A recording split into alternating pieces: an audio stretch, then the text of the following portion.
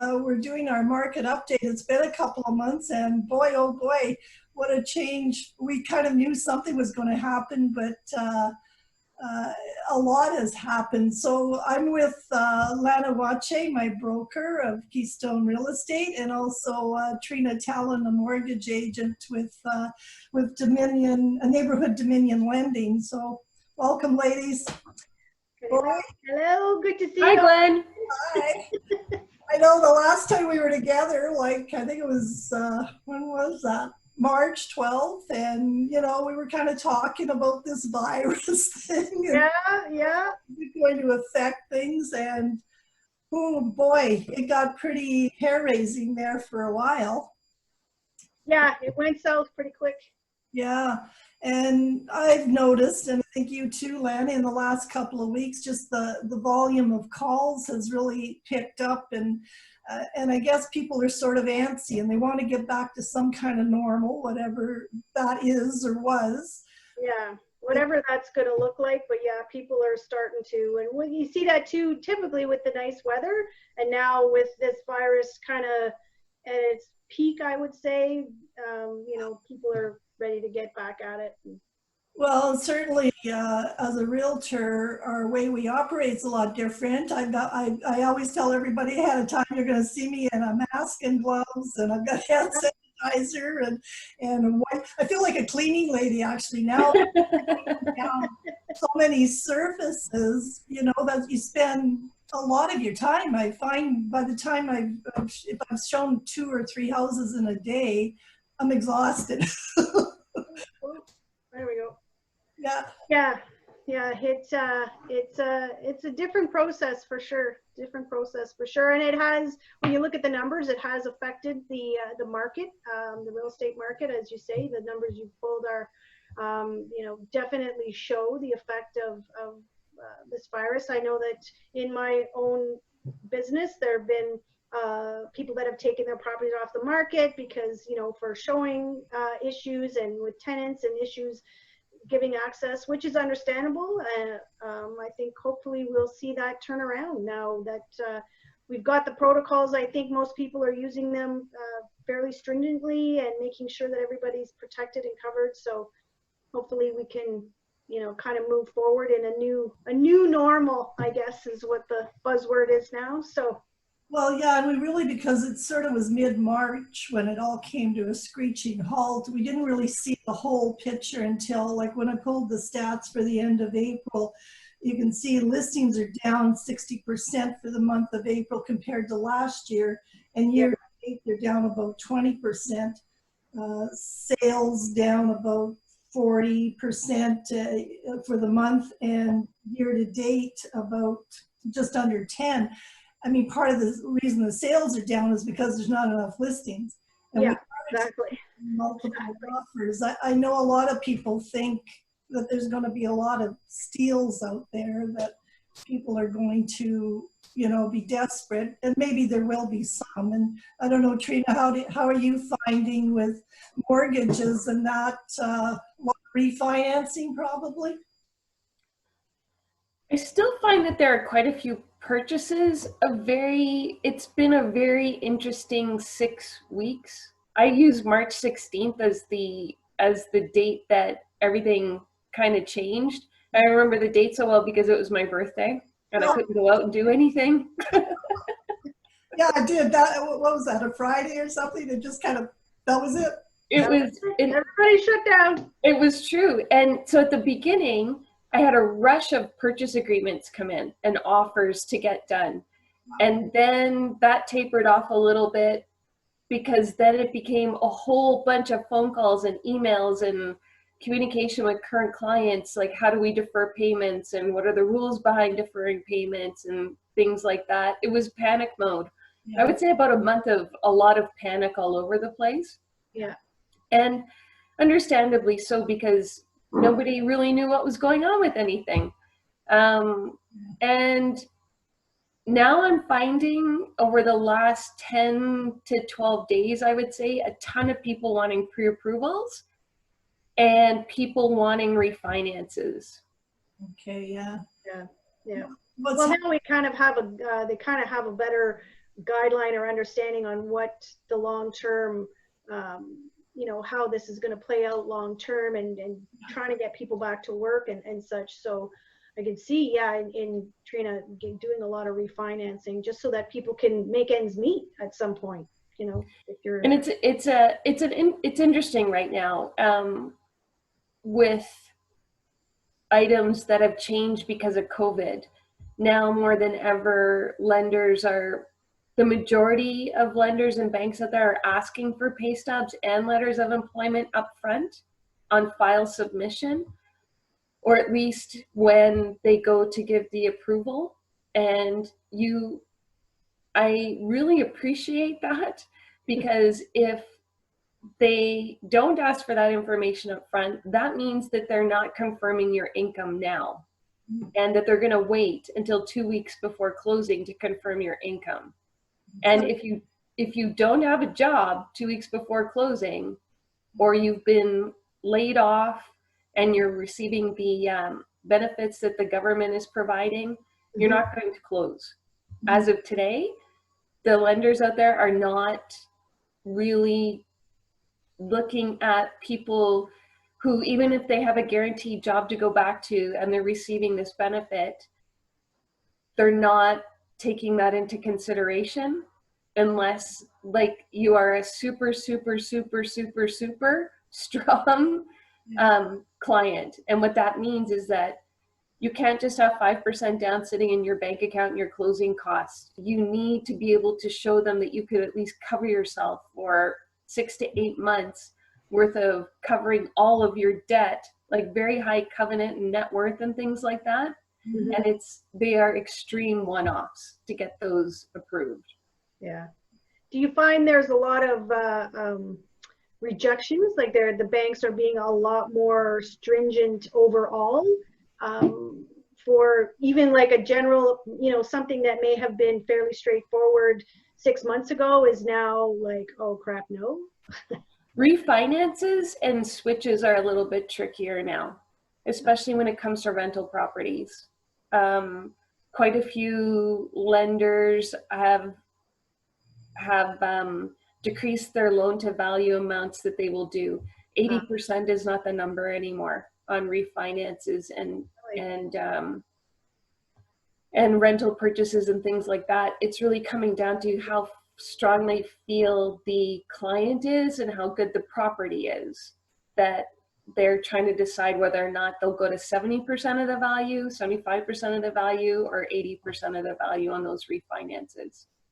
And another item that's coming into play has to do with appraisals. And because generally a refinance requires an appraisal, and most of the time, I'm gonna say 95% of the time, based on what I've seen in the last few weeks, appraisers are not entering properties, and we're being dependent on clients and realtors taking the photos that the lenders need and supplying them to the appraisers. And that's opening up a whole other, it's slowing down the return time on getting things done. So conditions of financing are a lot longer. Getting responses from the lenders as to whether or not the approvals are done takes a lot longer. Appraisals are taking longer because the appraisers are waiting for proper photos to come from, because people who own homes, they're not the professionals, right? They don't know that how to take the photos of their homes, even though the appraisers are trying to tell them how they need to be, So everything takes a lot longer right now. And speaking of that, like really, as a realtor, what do you want from me for condition dates for approval? Even if somebody's already got their pre-approval, they don't sometimes understand that isn't the end, right? They still need, the house has to be taken into consideration. Like, so is 10 business we always used to put 7 business days sort of thing. Are you needing 10 now, or what do you need? Well, what's interesting, and what quite a few of the realtors that work with me are doing, and what I've asked them to do, is if they have people shopping, to communicate with me about the folks that are shopping, because a lot of things come into play. If they're doing 5% down and they have a pre-approval that you know is a legitimate pre-approval, those can still be turned around pretty quickly because you get it into the lender, it's 5% down, you know, paperwork's done up front as far as letters and pay stubs and T4s if those are needed. And those are okay. Where we start running into issues is when people are putting 20% down. Because that's typically an automatic appraisal, right? Exactly, because that will spark needing an appraisal. And the appraisers, honestly, I have to give my hats off to them because they are under so much pressure right now with not being able to just go into a home and do their job. You know, some of them will only, but the people that own the homes are also not comfortable having the appraiser go in, right? And because they don't know where they've been and all that kind of stuff. And there's so much unknown with this virus. But that's the communication with folks' home buying team needs to be really solid right now between the lending, the mortgage agent, and the realtor and the client. A lot more needs to be talked about. Yeah, I mean, address the pre-approval, but it's even more so now, right, that they have to have all of their documentation in place, and that can't be done after you've put an offer together. Well, and a couple of the major banks that I deal with sent out an email last week saying that the income documentation that they want has to be dated within 16 days. It's tight. Yeah. They're very, well, and it's legitimate, right? The last thing that lenders want to do is own a bunch of real estate.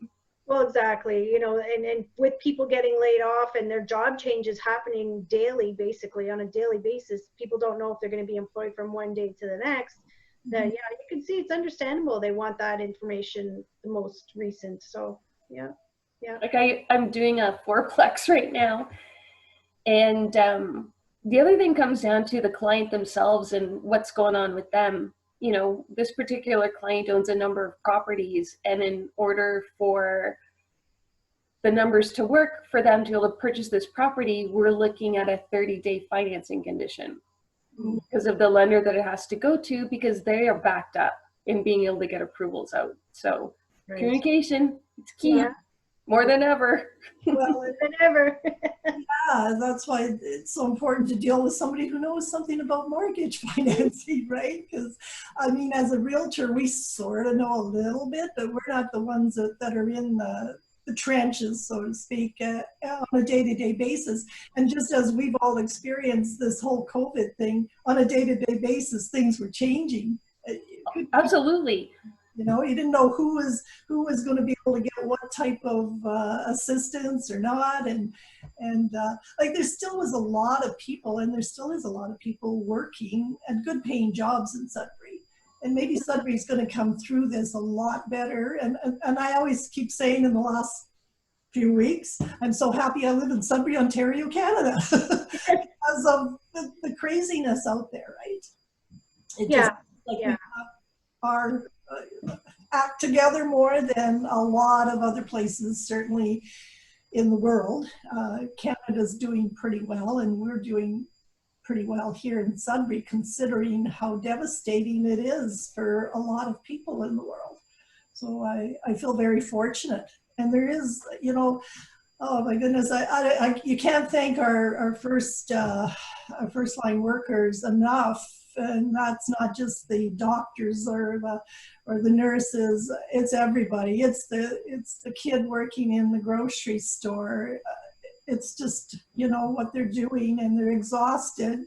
You can tell sometimes when you go in there, they just want to tell everybody where to go someday. Well, the stress level for everybody is so high, like the people that aren't working versus the people that are. They're, you know, just different kind of stress, right? And yeah, it has, and you're right, Gwen, we have been fortunate here in Sudbury. I find that, you know, there have been a lot of shutdowns, and of course, like everywhere else, but our system seems to still be working fairly well here, like our working system. So yeah, touch wood that everything continues.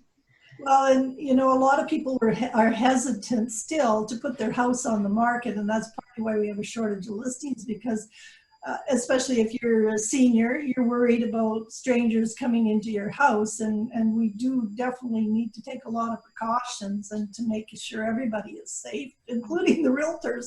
We don't want to get this. I can't afford to get this and bring it back home and to my husband, and I'm taking a lot of precautions. And you know, we haven't had that suits out yet, but I don't know. Well, yeah, and I do have to give a shout out to the realtor community as well, because from talking with the other brokers, the other company owners, and the implementation of protocols and disclosures and everything that is happening, and it did happen fairly quickly, that we all kind of put this in place, has been extraordinary, and to make sure that everybody is protected, because you're right, Gwen, there are a lot of people, like seniors, everybody really, you know, and any underlying condition you could have, you wouldn't know, and it could affect. So shout out to everybody who's really come together to put their best foot forward to make sure that everybody's protected. So I'm amazed, actually, when you think about it globally, that all these millions, billions of people were made to stay home, which I can't even believe that they, in some places, that they did stay home. And kudos to the leaders of some of these countries that were able to really tell people, you have to stay home. And it worked, right? I mean, it seems to be working, and we seem to be hopefully coming out of this a little bit wiser and a little bit safer, and you know, hopefully we can kind of get a handle on it. But yeah, the leaders really, everybody really stepped up. Globally, the whole global community really, you know, now hopefully everybody can come together and figure out how to win against this virus, and we're good to go. Yeah, I mean, Sudbury, like even looking at the average sale price, it really hasn't changed. It's around the 300. And I know there's sharks in the water right now. There's people that are looking for people in desperate situations that are just going to give their house away, you know. But I can't see that really happening. Yeah, and people keep asking, well, are the prices going to drop? And that's the sellers that are worried, and of course the buyers would be happy, but we haven't seen that at all. And in fact, because of the shortage of listings, there's still houses that are going over list price. You know, but we don't know really how it's going to continue. But I know people are wanting to get out there and buy and sell, and some people have to, and that's why we were an essential service too. We weren't sure what was going to happen, but we had deals that had to close. You know, the mortgages were, put out there, and we had to close. People were going to be on the street. Some people had just sold their house and had nowhere to go. So, you know, we continued to have to work, but cautiously. And in particular for me in the beginning, I was very, very leery about going out, but more and more, you know, I'd go out to the grocery stores, and you'd see, I'm actually more afraid going to the stores than I am going to show a house now. Yeah. Because I agree. You know, pretty safe for going to a house, even when somebody's living in it, because, you know, I've got all the paraphernalia I need, and as I leave, I wipe things down, and so I feel more comfortable showing a house, certainly, than going to a store, but even that is changing. Kudos to all the stores, the way they're handling, you know, how we get access to things, and, you know, much appreciated. I've done everything. I've done takeout. I've had groceries delivered, and you know, you got to do whatever you feel comfortable doing. But yeah, exactly. Yeah. So I'm feeling pretty positive about things. I wasn't sure for a while, but we had to see how it was going to play out when we were all locked down to such a degree, and we weren't sure what was going to happen. I'm feeling that. I'm feeling that positivity too. I think the market here is going to come back. I wouldn't say it's going to shoot up or anything like that. I think it's going to pick back up where it kind of left off. I could see us, you know, as Trina said, maybe having a little bit more challenges financing wise. But I think for the most part, we're still out for a fairly reasonable year real estate wise. So I'm optimistic. Yep. You know, no, I am really. Sudbury is a great city, and it's still affordable for a first-time buyer to buy a house. It's still a good place to live, that's for sure. And like I say, I feel very fortunate after going through all of this that I live where I do. I don't think there's anywhere else in the world right now that I'd want to be, really.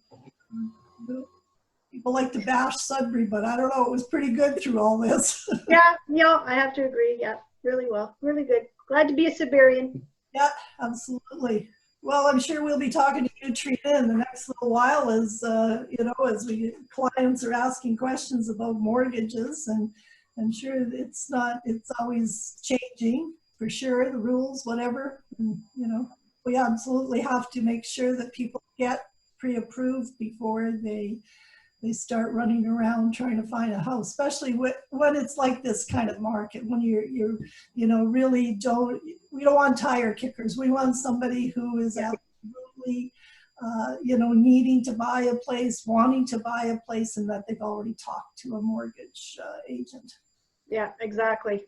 I think it's important to clarify what a pre-approval is too versus a pre-qualification, just to give a bit more of an education to clients, because I have a file on my desk right now, and they called up a local bank and spent 5 minutes on the phone with them and figured they were pre-approved when it was a pre-qualification, and went in cash on a $600,000 home. Ooh. Yeah, see your faces, that's exactly what happened. Yeah, that's sketchy. That's frightening. Trina, so a pre-qualification, So pre-qualification is very easy, and they're all over the place. You can do it on my website too, and with my app that can be downloaded. It's just a few questions. It's how much do you make, how much do you owe, and this is what you can afford. And a true pre-approval, what I do is I want all your income documentation up front. I want all your information up front. I am pulling your credit bureau. It's as if the file is already live and you've already put an offer in. That's how I treat it. And I underwrite the file and let you know whether or not you're good to go. And then if I say that you're good to go, I will tell you if I have a concern, like if your credit's a little thin, or the time that you've been on the job is a little bit short, things like that. So you're armed with information, and you can pass that information on to your realtor, because a pre-approval can be given 100%, but if there's any little catch kind of thing, I do let my clients know, and then it's up to them as to whether or not they get stronger, or they go ahead and they write the offer, and then we just put it through the system and see what happens. But make sure that if you are getting a pre-approval from somewhere, that they are in fact getting all the documentation from you, and they have pulled your credit. And to know whether or not they pulled your credit, ask them what your credit score is. And it's not the credit score that's on Credit Karma or that you get on Equifax. It's a score that only we can get as lenders. So especially in this market, I got a client put her house up for sale 2 Fridays ago, and on Saturday she had 8 offers, and it sold for $30,000 over. And yeah, that's why you have to be prepared as a buyer, right? You have to have that pre-qualification in place to be able to compete on those deals. Exactly. Yeah. So that's what's important, because this poor fellow thought that having a conversation with someone for a few minutes gave him his actual pre-approval, and he got a little bit surprised when they came back and said he had to pay off $60,000 in debt before they would let him do this. Not everybody could do that, right? Yeah. Otherwise they wouldn't have the $60,000 in debt. Yeah. Well, that's so, yeah. And again, we can't stress that enough, right? To talk to a mortgage specialist and to get that pre-approval, because especially even more so now than ever. It wasn't very important before, but it's critical now to have all that out of the way, and so you can go and buy a house. Exactly. We can help you with that. That's right. Anyway, thank you so much, ladies. I know this has been challenging times for everybody, but we'll get through it, right? We're all getting used to it. We're getting there. For sure. Yeah, for sure. Well, take care. All right. All of you take care too. We'll see you soon. See you soon.